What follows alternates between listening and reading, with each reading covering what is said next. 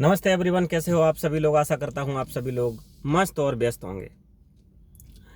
एक राजा और रानी, दो लोग थे। राजा रानी से बोला करता था कि मैं ही इस राज को चलाता हूं, अगर मैं इस राज को नहीं चलाऊं तो आप चला नहीं सकती। रानी ने बोला, आप ऐसी बातें रोजाना करते हो, अगर ऐसा ही लगता है तो आप चले जाइए और मैं आपको राज चला करके दिखाऊंगी। तो राजा ने बोला, ठीक है। राजा कुछ दिन बीतते समय में चलता रहा और उसके बाद उसने बोला कि हम आपको ये 5 दुकानें दे करके जा रहे हैं, इनकी हमें 10 दुकानें चाहिए, और आपको 5 बीघा बाग लगा के जा रहे हैं, 10 बीघा बाग चाहिए, और 1 बीघा तालाब में दे के जा रहा हूं, आप 2 बीघा तालाब बना के हमें दीजिएगा, और ये जितनी हमारी गाय भैंसें हैं, मतलब सब चीज हमें डबल चाहिए, और आपसे एक बच्चा भी चाहिए और वो मेरा ही होना चाहिए। उसने बोला, चलो ठीक है। वो राजा क्या करता है, राजा एक दूसरे देश में चला जाता है और वहां जाकर के वो अपना बिजनेस करता है। वहां पे वो बिजनेस करता है। रानी इधर हो जाती है घर पे, और जब रानी इधर घर पे हो जाती है, राजा बाहर चला जाता है। रानी सोचती है कि कैसे करके अब क्या करूं, राजा ने तो बोल दिया है कि हमें जो भी चीज़ हमारी है वो डबल होनी चाहिए, और साथ में मेरा ही बच्चा होना चाहिए। बोले चलो चलते हैं।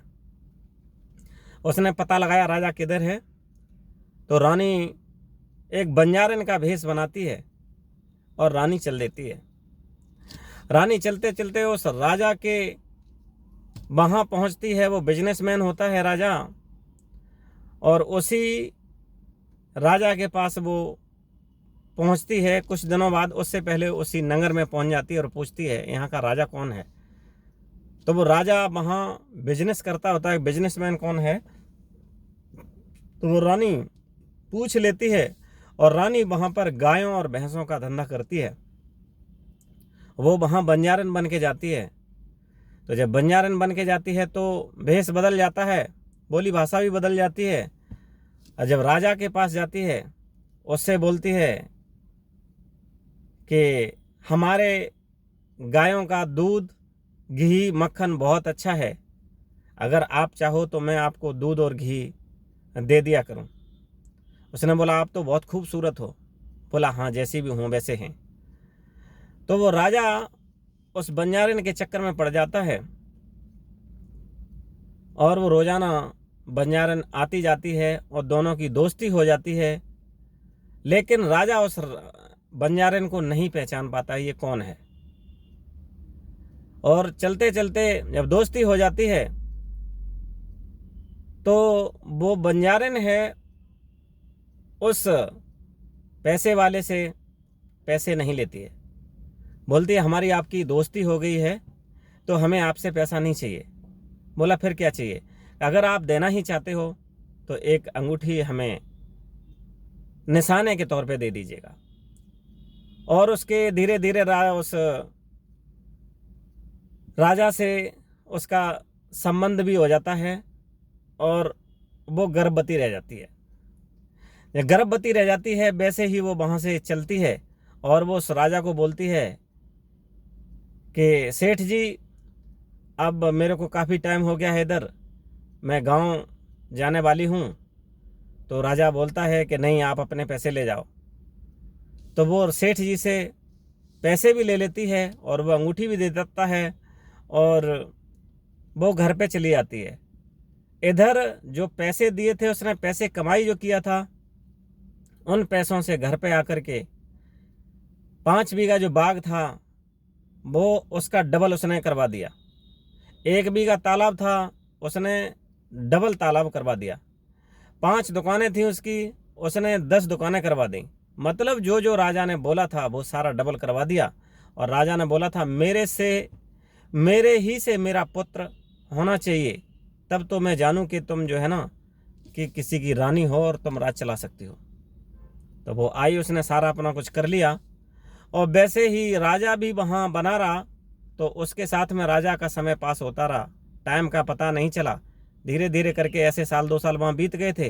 राजा को भी जब इधर ये बंजारन घर पे आ जाती है तो राजा को भी वहाँ अच्छा नहीं लगता है। वो भी सोचता है चलो देखते हैं चल के रानी ने घर पे देखे क्या किया है क्या नहीं किया।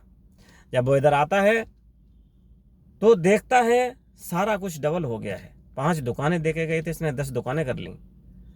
5 बीघा हमने बाग लगा रखा था, वो 10 बीघा हो गया है। 1 बीघा का तालाब था, इसने 2 बीघा का करवा दिया। जो हमने बताया था सारा इसने डबल कर दिया।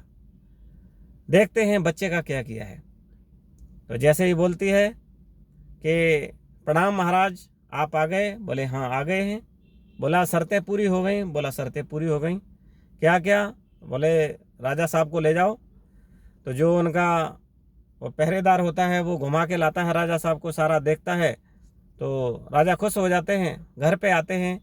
रानी सारी बातें आपकी मंजूर हैं, लेकिन मैंने आपको बोला था हमारा ही बालक होना चाहिए। बालक कहाँ है? बोला बालक ये है।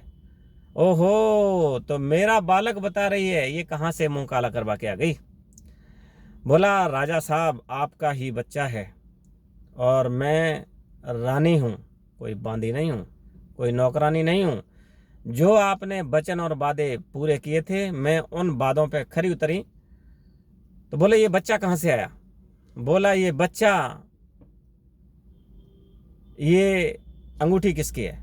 जो अंगूठी उसने ले रखी थी। बोला ये अंगूठी किसकी है? ये अंगूठी तो मेरी है। बोला ये किसको दिया आपने?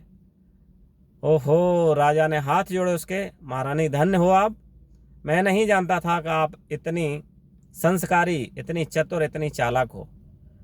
बोला लेडीज अगर जो चाहेगी ना तो कुछ भी कर सकती है। तो उसने बताया जब आप यहाँ से चले गए मैंने आपका पता लगाया, तो उस देश में पहुँची जा करके वहाँ जब मैंने आपको देखा तो मैंने पहचान लिया। फिर मैंने वहाँ बंजारन का भेष बनाया और गाय पालन का काम किया। फिर आपके पास गई, आपने दूध दही घी घृत वगैरह सारा कुछ खाया पिया और लिया, और आपने पैसे भी दिए, और आपकी इसी के लिए मैंने ये निशानी आपसे मांगी थी। तो राजा बोला धन्य है देवी, हम आपको मान गए। तो कैसी लगी आपको ये कहानी? आप कमेंट में ज़रूर बताइएगा। तब तक के लिए जय हिंद, जय भारत।